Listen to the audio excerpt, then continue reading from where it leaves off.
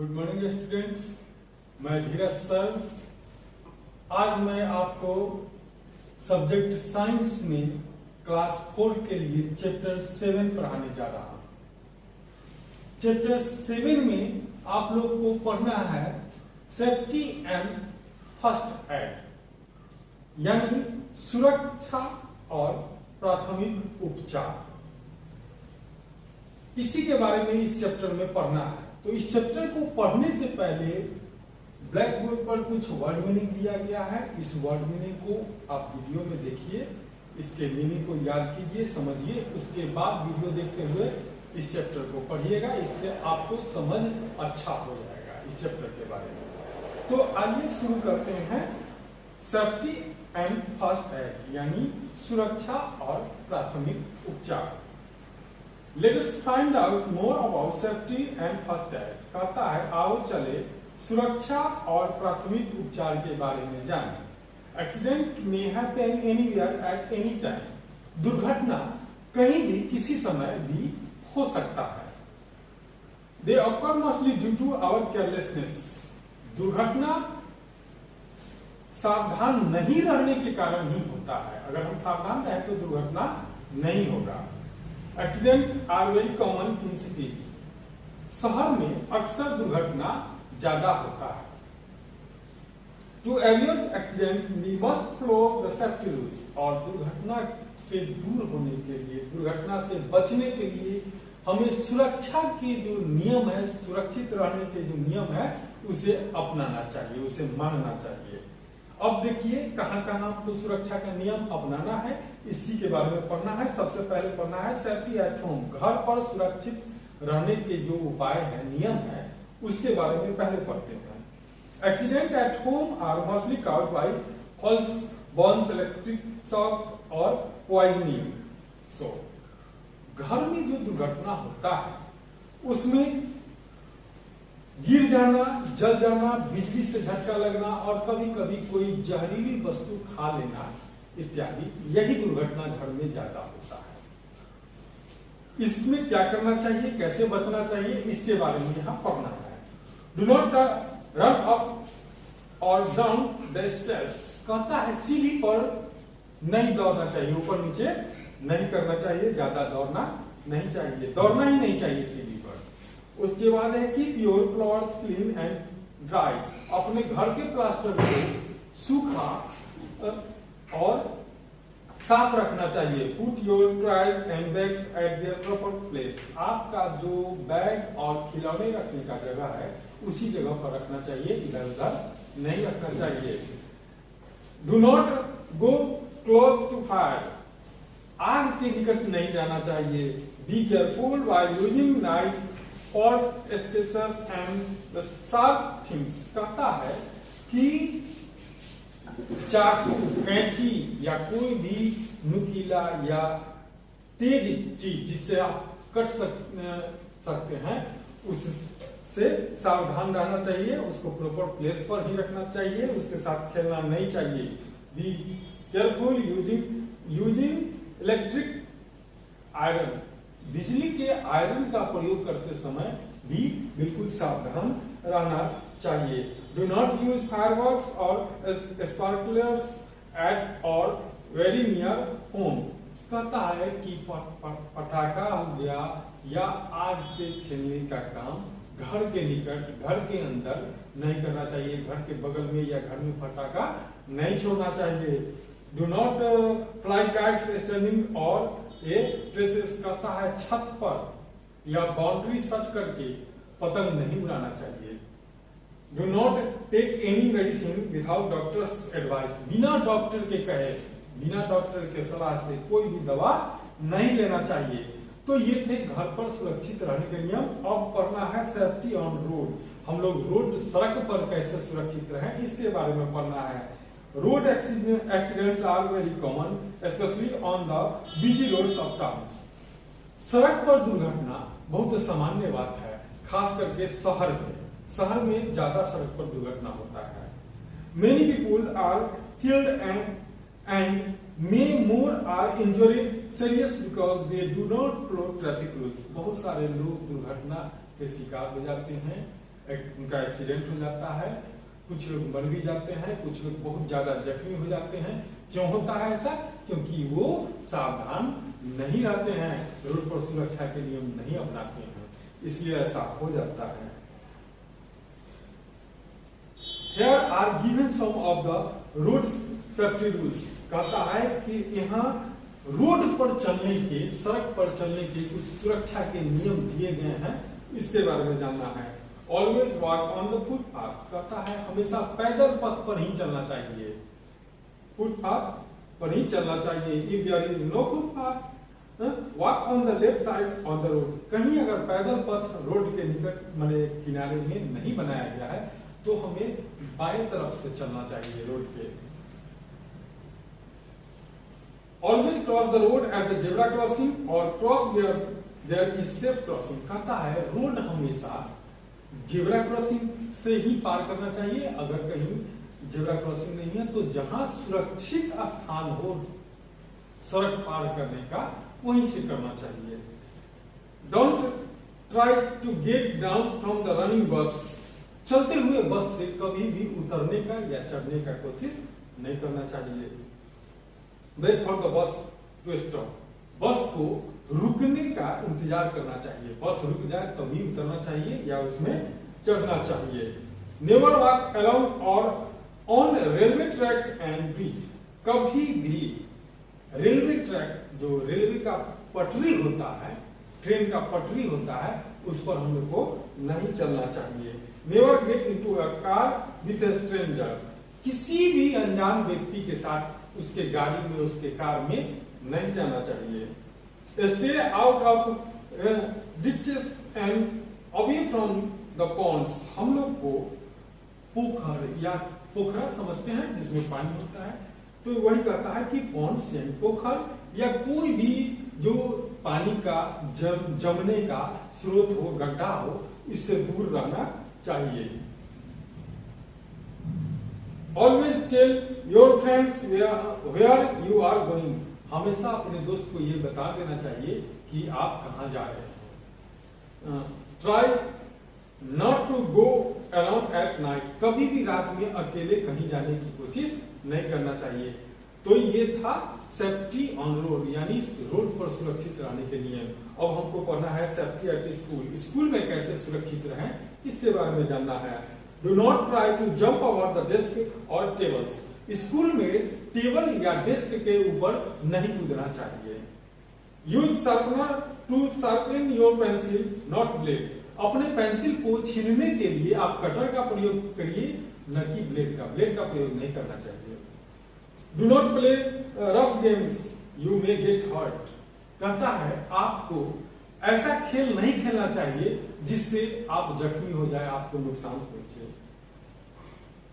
Never shoot into someone's year. किसी भी कान, किसी दूसरे के कान में न कुछ से मारना चाहिए, न कान में कुछ करना चाहिए। Do not run to get the next class और टू गो होम। घर जाने के लिए या एक क्लास से दूसरे क्लास में जाने के लिए दौड़ना नहीं चाहिए। Do not throw such items as pencils, pen, books और paper chips at other students. दूसरे विद्यार्थी पर, स्कूल में दूसरे विद्यार्थी पर, अपने दोस्त पर पेंसिल, पेन या चौक, पेपर का टुकड़ा इत्यादि कुछ नहीं फेंकना चाहिए। Do not run in the corridors. आपका जो गलियारा होता है, स्कूल में हो गलियारा होता है, खास करके छत वाले घर में होता है, छोटा सा बालकनी, इसको गलियारा बोला जाता है। तो छोटा वो जगह होता है, उसमें दौड़ना नहीं चाहिए। तो ये था आपका सेफ्टी एट स्कूल, यानी स्कूल में सुरक्षित रहने के नियम। और हम पढ़ेंगे सेफ्टी एट द प्लेग्राउंड। खेल के मैदान में कैसे सुरक्षित रहें इसके बारे में जानना है। Use the playground equipment properly. खेलने में, खेल के मैदान में जो खेलने का सामान होता है उसका सही ढंग से प्रयोग करना चाहिए। Always play in regular playground. और जहां आप हमेशा खेलते हैं उसी प्लेग्राउंड में आप खेलिए। नेवर पुश वाइल्ड और jungle games, slides, seesaw swimming and other equipment. कहता है झूला, झूला भी कई तरह का होता है। एक होता है झूला झूलने वाला, एक होता है जो बीच में एंगल टाइप का होता है, ऊपर नीचे अप एंड डाउन करता है, एक ससरने के लिए होता है, और भी कई तरह का खेल होता है। तो उस पर आप दौड़ के नहीं जाए, एक दूसरे को नहीं धकेले, आप अपने बारी का इंतजार करें, जब आपकी बारी आए तभी आप झूला पर झूले। ये नहीं कि कोई दूसरा है नंबर उस पर आप चले जाएं, ऐसा नहीं करना चाहिए। Always sit in the swing, do not stand और नील। कहता है कि हमेशा अपने स्थान पर बैठे और डू नॉट स्टैंड, कहता है कि खड़ा ऐसे जैसे नहीं रहना चाहिए। कहां पर? जहां पर आपको खड़ा रहने में दिक्कत हो या हो सकता है तो वहां पर आप बैठ जाए। Never ride with more than one child और एन स्विंग। कहता है कि कभी भी एक दूसरे बच्चे पर नहीं चढ़ना चाहिए या अकेले तैरना भी नहीं चाहिए। Leaves bikes, bags, etc. away from the equipment and the areas where you are playing so that no one trips over them. कहता है हमेशा अपने साइकिल, गाड़ी, बैग या खेलने का सामान हो उसको वहां पर रखे जहां आपके नजर में हो, या उसको सुरक्षित ढंग से वहां रख दे, क्योंकि ऐसा करने से दूसरा व्यक्ति उसको नहीं चुरा सकता है, न कहीं ले जा सकता है, उसका नुकसान नहीं होगा। तो इस तरह से सेफ्टी एट द प्लेग्राउंड, यानी खेल के मैदान में सुरक्षा के जो नियम है वो आपने जाना। अब हम लोग को जानना है सेफ्टी व्हाइल स्विमिंग, तैरते समय जो सुरक्षा के नियम है वो जानना है। Never go alone for swimming, go with your elders. कहता है कि कभी भी अकेले तैरने के लिए नहीं जाए, जब भी तैरने के लिए जाना हो तो अपने से बड़ों के साथ ही जाए। Always swim in a clean pool, हमेशा साफ पानी में ही तैरना चाहिए। Never go for swimming in deep pool, जहां गहरा गड्ढा हो, गहरा पूल हो, वहां पर कभी भी तैरने के लिए नहीं जाना चाहिए। इट मे बी रिस्की, या खतरनाक हो सकता है। Do not go for a swim just after your meal, और तुरंत खाना खाने के तुरंत बाद तैरने के लिए नहीं जाए। Wear proper swimming costume when you are swimming, और जब आप तैरने के लिए जाए तो उस तैरने के समय एक खास तरह का कपड़ा होता है, वो पहन करके ही जाना चाहिए। We must know the benefit of first aid, हम लोग फर्स्ट एड की महत्व को, लाभ को जानते हैं। अब उसके बारे में पढ़ना है कि इंपॉर्टेंस ऑफ फर्स्ट एड, तो प्राथमिक उपचार का क्या महत्व है इसके बारे में हम लोग को जानना है। First aid is important during emergency, प्राथमिक उपचार इमरजेंसी के समय, जिस समय बहुत ज्यादा जरूरी हो जाता है, उस समय आपको फर्स्ट एड जरूरी है। तो कब जरूरी होता है? देखिए, टू प्रिजर्व लाइफ, जीवन को बचाने के लिए प्राथमिक उपचार जरूरी है। To prevent the condition from worsening, जख्मी व्यक्ति को ज्यादा नुकसान होने से बचाने के लिए प्राथमिक उपचार बहुत जरूरी है। To stop of the recovery, to speed of the recovery, और प्राथमिक उपचार से हम किसी जख्मी व्यक्ति को जल्द ठीक कर सकते हैं। The immediate help given to an injured person before he is attend to by doctor is known as first aid. कहता है कि डॉक्टर को आने से पहले जो जख्मी व्यक्ति को इलाज किया जाता है इसी को फर्स्ट एड यानी प्राथमिक उपचार कहा जाता है। The first person who help the injured person till medical treatment start is called the first adder. वह व्यक्ति जो जख्मी व्यक्ति को पहले इलाज करता है, डॉक्टर के आने से पहले जो उसका इलाज या उसके लिए जो अच्छा काम करता है उसी को फर्स्ट एडर यानी प्राथमिक उपचारक कहा जाता है। पहले उपचार करने वाला व्यक्ति इसको कहा जाता है। अब है रिमेंबर द फ्लोइंग पॉइंट्स। आपको ये सब बातें याद रखना चाहिए जो मैं अब पढ़ने जा रहा हूं। Never panic if there is an accident, जब कोई दुर्घटना हो जाए तो कभी भी दुखी नहीं होना चाहिए। Immediately try to find an adult person for help, जल्दी से कोशिश करना चाहिए कि कोई बड़ा व्यक्ति आपके मदद के लिए आ जाए। Do not allow the people to crowd the injured person, जख्मी व्यक्ति को भीड़ से दूर रखना चाहिए, वहां पर भीड़ नहीं होना चाहिए। If the victim is bleeding, press the bleeding part with a clean cloth और cotton to stop the bleeding after the wound. अगर जख्मी व्यक्ति को ज्यादा खून बह रहा हो तो जख्म के जगह पर जहां से खून बह रहा हो वहां हम लोग साफ कपड़ा, साफ रुई को लेकर के दबा के रखना चाहिए। ऐसा करने से ब्लड बहना रुक जाता है। Apply ice pack if available and then take him to a doctor in an ambulance.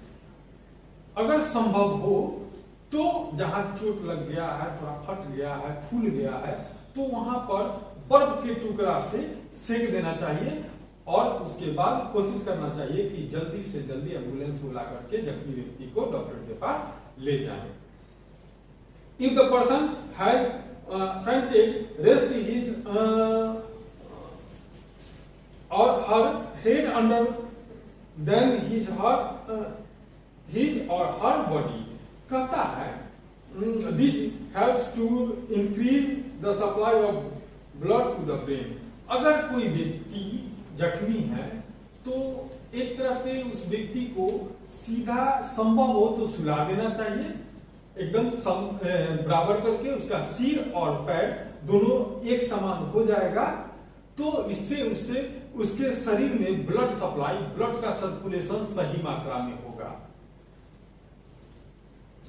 In case of insect bytes apply antiseptic cream, wash the wound with cold water and place an ice pack. अगर कोई कीड़ा काट ले तो उस जहां पर काटे हुए है कीड़ा उस जगह पर कोई एंटीसेप्टिक क्रीम लगा देना चाहिए। अगर एंटीसेप्टिक क्रीम आपके पास नहीं है तो उस जगह पर थोड़ा सा ऊपर बांध देना चाहिए। ऐसा करने से जहर ज्यादा नहीं फैलता है और हो सके तो वहां पर बर्फ के टुकड़ा से भी सेक देना चाहिए। अब है if someone clothes catch fire, wrap him tightly in a blanket। अगर किसी व्यक्ति के कपड़े में या शरीर में आग पकड़ ले तो उसको कंबल से ढक देना चाहिए या कंबल में लपेट देना चाहिए। By this means air will be prevented from reaching the fire and it will die out। ऐसा कर देने से कैसा, किसी व्यक्ति के कपड़े में आग पकड़ लिया हो उसको कंबल से लपेट देने से वहां पर हवा नहीं पहुंचेगा, ऑक्सीजन नहीं पहुंचेगा, इससे क्या होगा, आग जलना बंद हो जाएगा। If your clothes catch fire start rolling immediately on the ground by doing so the fire will be put out. अगर आपके कपड़े में आग पकड़ ले तो क्या करना चाहिए, जमीन पर लेट करके राउंड राउंड गोल गोल घूमने लगिए, जमीन पर लेटने लगिए गोल की तरह। तो ऐसा करने से क्या होगा, आग बुझ जाएगा, आप नहीं जलिएगा। Sometimes due to accidents such as drowning, gas poisoning, etc., it is best to start artificial respiration। The easiest and simplest way is mouth to mouth respiration। कभी कभी ऐसा भी होता है कि व्यक्ति ज्यादा जख्मी हो जाता है और वो सांस लेने में उसको दिक्कत होने लगता है। कहिए कि एकदम थोड़ा थोड़ा सांस लेता है या नहीं भी, हल्का सा लगेगा कि नहीं भी ले रहा है, तो उस समय अपने मुंह से उसके मुंह में हवा भरना चाहिए। इससे क्या होता है कि उसका जो रेस्पिरेटरी सिस्टम है, श्वसन तंत्र है, वो काम करना तेजी से शुरू कर देता है। हो सकता है ऐसा करने से उस व्यक्ति का जीवन बच जाए। You must have a first aid box at school and also in your school bus। आपको प्राथमिक उपचार का जो बॉक्स होता है वह घर में, स्कूल में, स्कूल बॉक्स में स्कूल बस में भी रखना चाहिए। अब कहता है कि the first aid box must contain the following a roll of cotton, gauze piece, an antiseptic lotion, an antiseptic septic cream और toilet soap, adhesive tapes, a pair of scissors. तो यहाँ कह रहा है कि आपका जो प्राथमिक उपचार का बॉक्स होता है उसमें होना चाहिए रुई, पट्टी जिससे बैंडेज करते हैं हम लोग, या साफ कपड़ा, एक टॉयलेट सॉप हाथ साफ करने के लिए, एंटीसेप्टिक कोई क्रीम, लोशन जैसे आपका बर्नल हो गया, आपका सेवलॉन है, डिटॉल है, या उसके बाद एडहेसिव टेप यानी चिपकने वाला टेप, कैंची, तो इत्यादि सामान आपके फर्स्ट एड बॉक्स में होना चाहिए। तो बच्चों अभी हम लोग जाने हैं सेफ्टी और फर्स्ट एड के बारे में कि हम लोग घर में, स्कूल में, प्लेग्राउंड में, रोड में कैसे सुरक्षित रहें, स्विमिंग करने जाए तो कैसे सुरक्षित रहें, इसके बारे में इस चैप्टर में पढ़े हैं। मुझे उम्मीद है कि आप इस चैप्टर को अच्छा से समझे होंगे। आपके समझने के लिए वर्ड मीनिंग दिया गया है। वर्ड मीनिंग को देख करके, इसको याद करके, उसके बाद वीडियो देखते हुए इस चैप्टर को पढ़िए। इसको पढ़ने से आपके चैप्टर समझ में आएगा। और नेक्स्ट वीडियो में इसके क्वेश्चन आंसर के साथ फिर मिलते हैं। तब तक के लिए धन्यवाद।